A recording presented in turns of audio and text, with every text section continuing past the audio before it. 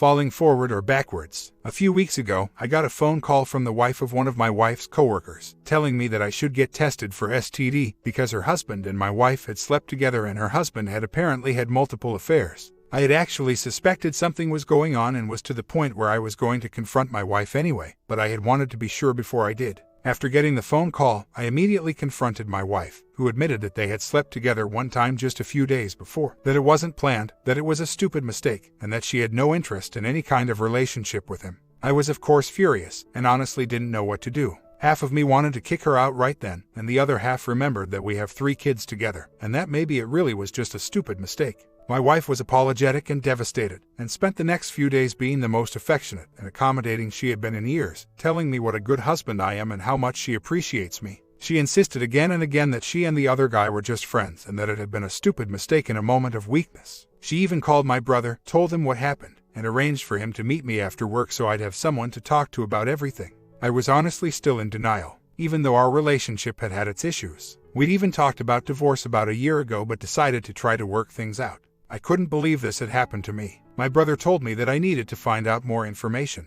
He said there was a good chance that it hadn't really just been the one time, and that for all I knew there were other things going on, too. I confronted my wife again and asked if there was anything else she was hiding from me. She broke down crying and told me that she had actually fallen in love with another one of her coworkers a year ago, around the same time we had talked about divorce, and that she had told him so but that he had told her he was gay and so nothing had come of it. I was doubly devastated and told her that if she really had been checked out of our relationship for that long, we should get a divorce. The next day I was working from home, and when I opened up my laptop, I saw that she had left it signed into her work email. There, right at the top of the message list, was a conversation between her and the guy she was just friends with. She had told me he had checked himself into a psych ward, but there were messages back and forth between them nearly every hour of every day before and after the incident, with her telling him things like that he made her feel alive, that he was sexy, and that she loved him. I was furious, mostly at myself for having let myself believe her, but I decided to try to find out more before I confronted her with the new damning evidence. The other guy's wife actually called me later that day. She had filed for divorce and wanted to compare notes so she would have her story straight for the court.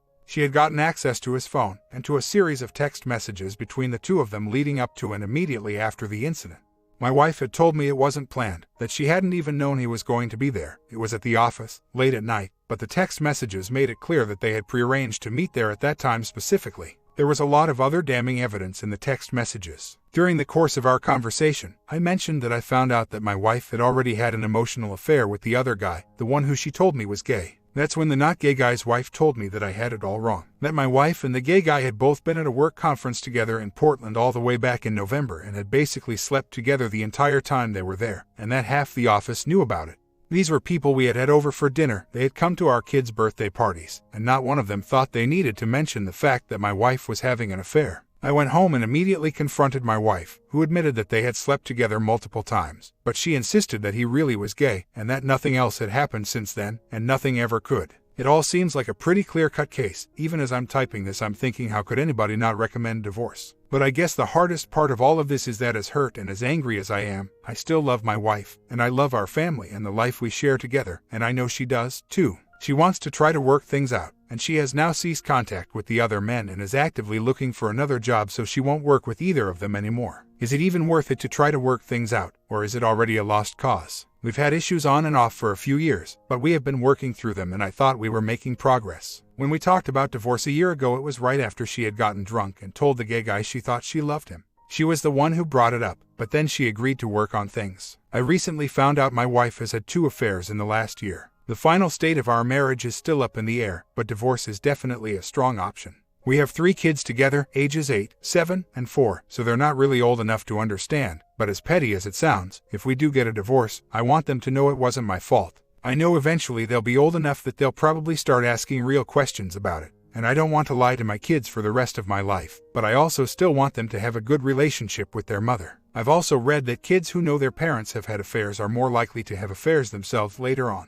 What's the right thing to do? I found out because the wife of the second guy found out and she told me. As much as I wish none of it were true, I'm glad I know the truth. The first guy's wife, who I've met once but don't really know, doesn't know anything.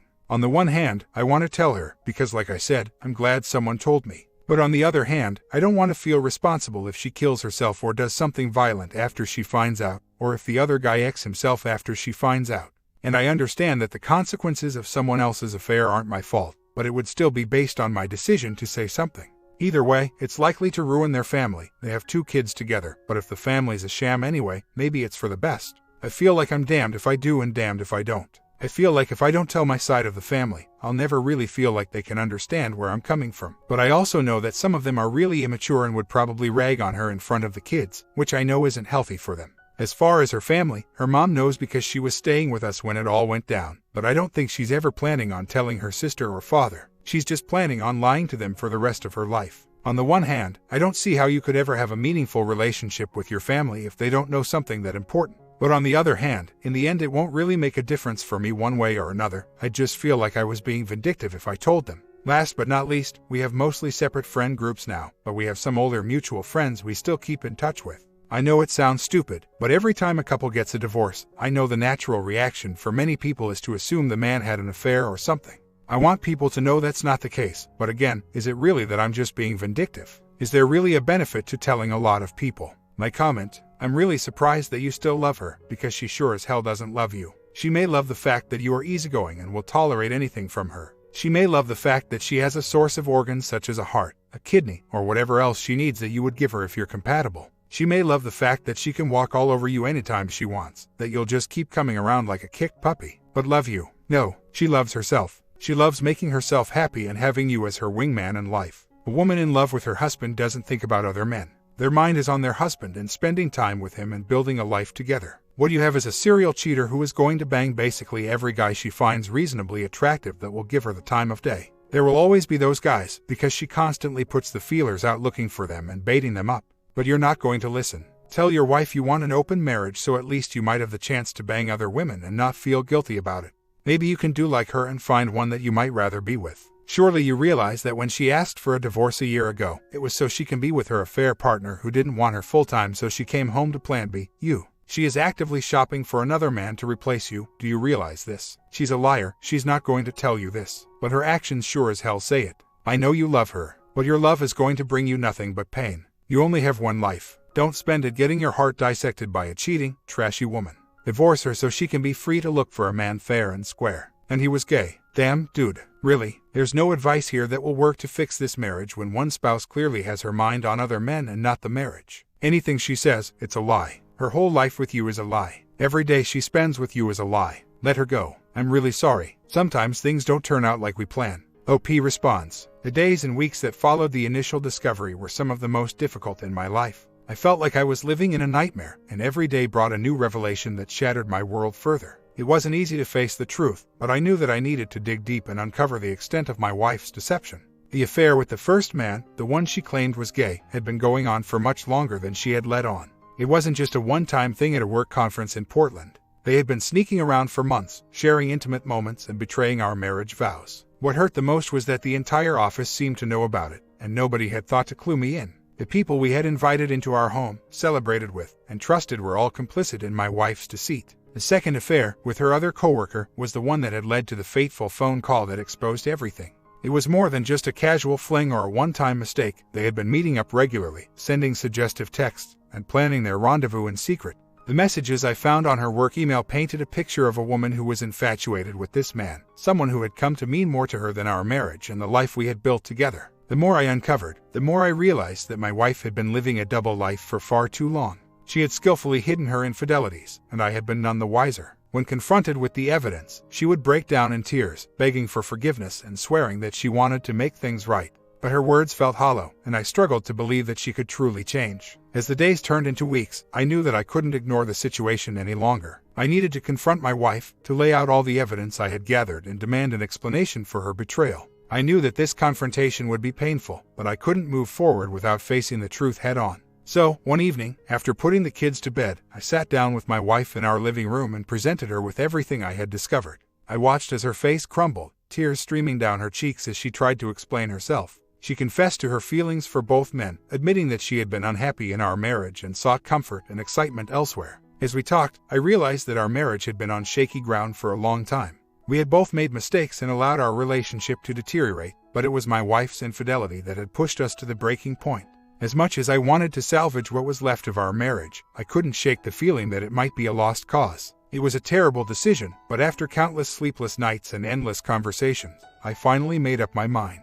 I would file for divorce and begin the process of separating our lives. It wouldn't be easy, especially with our 3 children caught in the middle, but I knew that it was the right choice for me. The divorce proceedings were long and arduous. We had to navigate the complexities of dividing our assets and determining custody arrangements for our children. It was a difficult process, fraught with emotion and heartache, but eventually, we reached an agreement that we both could live with. Throughout it all, I was determined to protect our children from the ugly truth about their mother's infidelity. I didn't want them to grow up feeling betrayed or resentful, and I knew that they deserved a chance to maintain a healthy relationship with both of their parents. Despite my anger and hurt, I made sure to keep their best interests at the forefront of my mind. As we moved forward with the divorce, I struggled with the decision of whether or not to tell my side of the family the truth about my wife's affairs. On one hand, I wanted them to understand the reasons behind our divorce, but on the other hand, I worried that they would hold it against her and create a toxic environment for our children. In the end, I decided to be honest with my family, but I asked them to keep the information to themselves and to treat my soon-to-be ex-wife with respect for the sake of our children.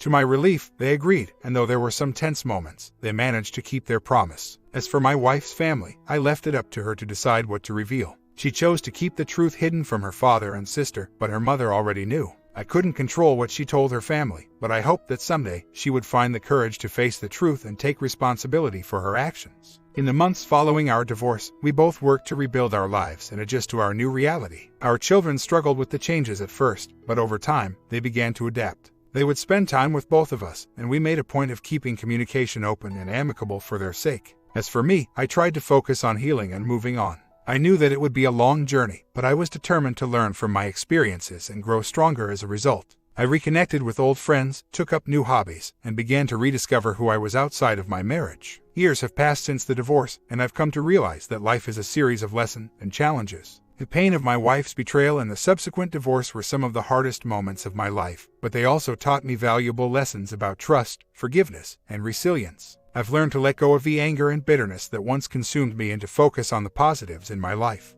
My children have grown up to be strong, compassionate individuals, and I couldn't be prouder of the people they've become. They've managed to forge healthy relationships with both of their parents, despite the complicated circumstances of our divorce. As for my ex-wife, we've managed to maintain a civil relationship for the sake of our children. While I'll never forget the pain she caused, I've also come to understand that people are flawed and make mistakes. I've chosen to ignore her mostly, but for my own peace of mind. In the end, the experiences I've gone through have shaped me into a stronger, more resilient person. I've grown and changed in ways I never thought possible, and I've emerged from the wreckage of my marriage with a newfound sense of hope and optimism for the future. My comment: you know what? You will find a new relationship down the road. Take a break, find a new hobby, and just enjoy the journey.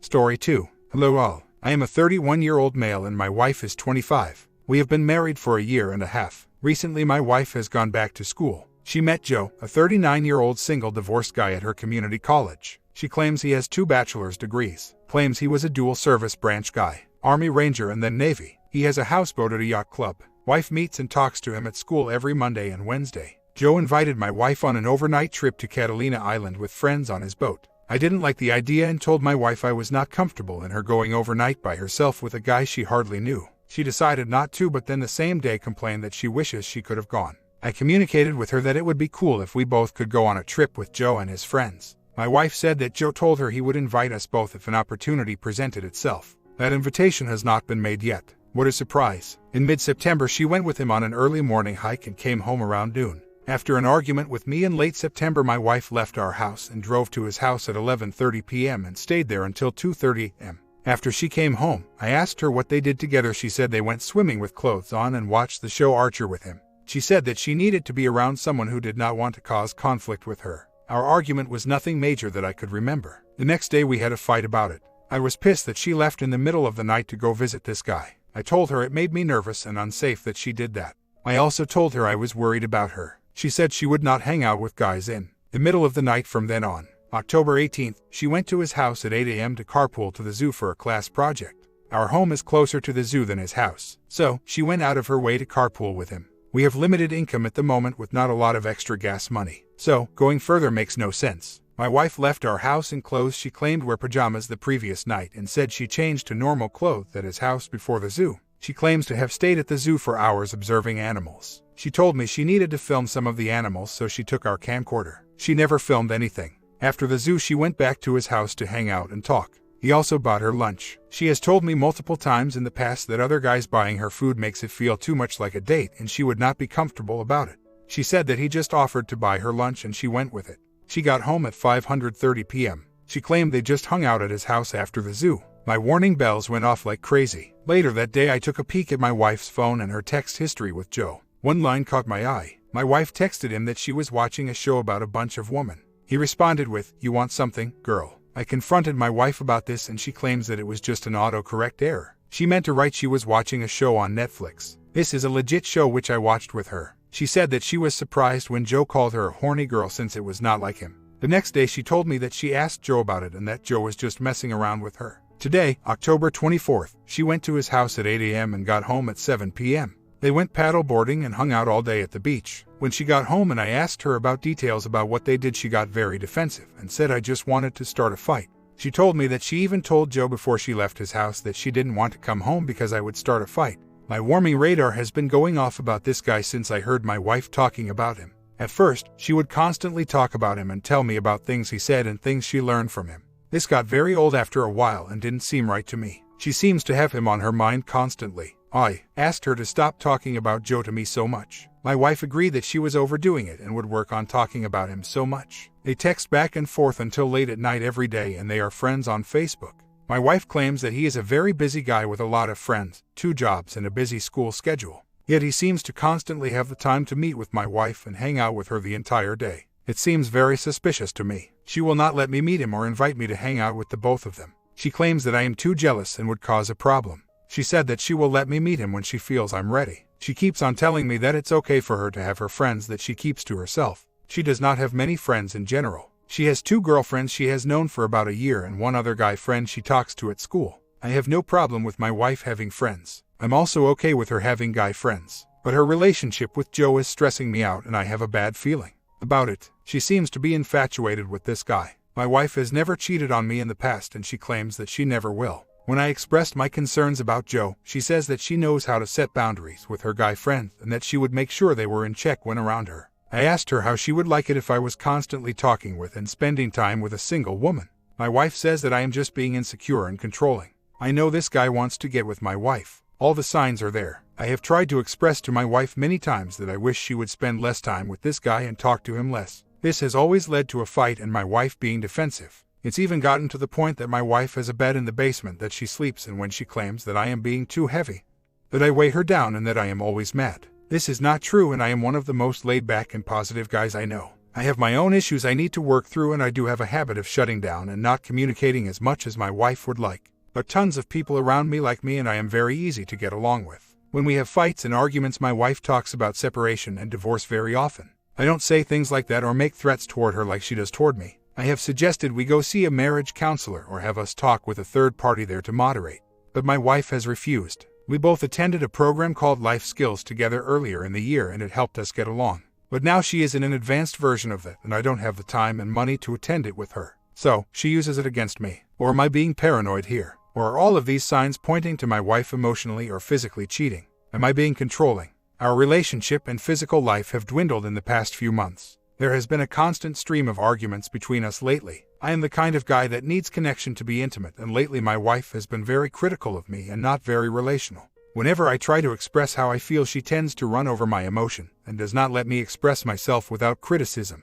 Over the past 2 weeks we have had slept together twice, and both times it was passionless. Here is a text message she sent me tonight after we had our argument where I tried to ask her what she was doing all day. I am turning off my phone for a few days. Please stay away from me until I can handle life again. It's not personal, I just need my space. Life is too much right now. In a previous text she also says that she has been falling apart emotionally for a month now. Personally, I think she feels guilty. She did come in after that text and we tried to have a conversation. Of course, I wanted to talk to her about what she did with Joe all day, but the second I brought it up she shut me down and said I was disrespecting her and she walked back down to the basement. But not before saying she will be filing for separation. I really don't know what to do right now. How do I even try to get to the bottom of this when she doesn't want to talk about it? What if I'm wrong, guys? What if it's just a platonic relationship? My wife had a rough childhood with no friends. She is not used to having friends that want to spend time with her. What if she is just latching on because she likes the attention? Should I try an ultimatum? Stop seeing and talking to Joe or I'm filing for separation. No kids and I am starting a nice new job on Monday. I can support myself easily if I have to. We have separate bank accounts and last night I saw my wife took her stash of cash she keeps. She is lazy about going to the bank like that. I am going to try to get her phone and do a phone recovery on it. She deletes her text messages. I've trusted my wife for years. We dated 4 years before getting married. I assume the best from people until they give me something to doubt that. And she is breaking my trust. She let me have access to her Facebook and email accounts. Joe is her Facebook friend but their chat conversation window is empty. She still won't let me access her phone. I should have read the signs when she decided to get a bed for her basement office. I just talked with her again and she did not want to talk about the Joe situation until we talked about our problems these past few months. I kept on the pressure and she kept on defending herself. I told her that I understand that there have been issues that we have been working through and I had my share in them. She was trying to blame shift the entire time. I repeatedly asked to see her phone and the entire time she was telling me no and saying that was her boundary. One positive thing she said was that she has no problem stopping all contact with Joe. I told her that's good but I need to see her phone. She keeps on refusing. She was in the shower earlier and I managed to sneak a peek at it and of course all text messages from Joe have been deleted. The message thread does not even exist anymore. My patience was wearing thin. After all the odd behavior and questionable meetings with Joe, I finally decided it was time for a confrontation. The following weekend, my wife informed me she would be meeting Joe for another activity, something about a hiking trail. I had enough. I told her I wanted to come along, and she objected, of course, saying I was too jealous and would just cause problems. Ignoring her protests, I decided to join them anyway. As we drove towards the hiking trail, the atmosphere in the car was thick with tension. When we arrived, I finally met Joe, and he seemed to be everything my wife had described: charming, confident, and seemingly successful. I could see why she was drawn to him. As we hiked, I noticed my wife and Joe exchanging glances and whispers. My anger and frustration reached a boiling point. In the middle of the trail, I confronted them both. "What's going on between you two?" I demanded. "I've seen the texts, the late-night hangouts, the evasive behavior. Are you having an affair?" My wife and Joe both denied any wrongdoing, but I could see the guilt in their eyes. Unable to contain my anger, I raised my voice and told Joe to stay away from my wife. My wife, taken aback by my outburst, yelled at me for embarrassing her and stormed off. That night, my wife packed her bags and left, saying she couldn't be with someone who didn't trust her. I was left with a sinking feeling that I had made a terrible mistake. I hadn't heard from my wife. I knew she was staying with Joe, and my heart ached with betrayal. I tried to reach out to her, but she refused to talk to me. My friends and family told me it was time to move on and let her go, but it was easier said than done. After a month of failed attempts at reconciliation, I finally accepted the harsh reality: our marriage was over. I sought legal advice and began the painful process of filing for divorce. In the following weeks, I was submerged in paperwork, meetings with lawyers, and a constant barrage of emotions. I felt anger, betrayal, sadness, and grief. The divorce process was long and tedious, as we argued over assets, money, and possessions. It felt like a never-ending battle, and it was draining me. During the negotiations, I discovered more about my wife's relationship with Joe. It was a hard pill to swallow, but the truth finally came out. They had been involved romantically for months, and my wife had been lying to me the entire time. The divorce was finalized after what felt like an eternity. I signed the papers with a heavy heart, knowing that a part of me would always love her despite everything that had happened. In the aftermath of the divorce, I focused on rebuilding my life. I threw myself into my new job, sought therapy to work through my emotions, and reconnected with friends and family. Over time, the pain began to subside. I slowly started dating again, and although it was difficult to trust someone new, I knew I couldn't let my past dictate my future. As for my ex-wife and Joe, their relationship eventually fizzled out. It turns out, the excitement of sneaking around and forbidden romance couldn't sustain a lasting relationship.